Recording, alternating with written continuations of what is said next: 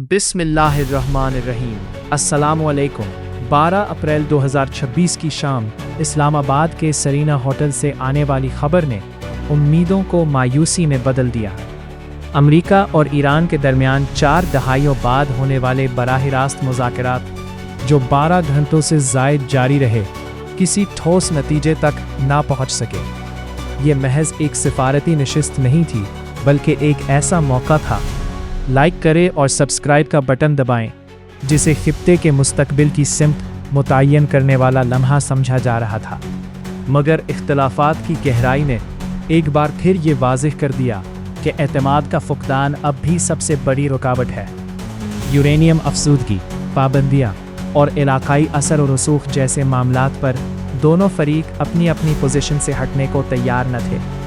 इस नाकामी ने न सिर्फ कशीदगी में इजाफे के खदशात को जन्म दिया है, बल्कि ये भी जाहिर किया है कि अमन का रास्ता अभी तवील और पेचीदा है, जहाँ हर कदम मुहतात हिकमत अमली का मुतकाज़ी है।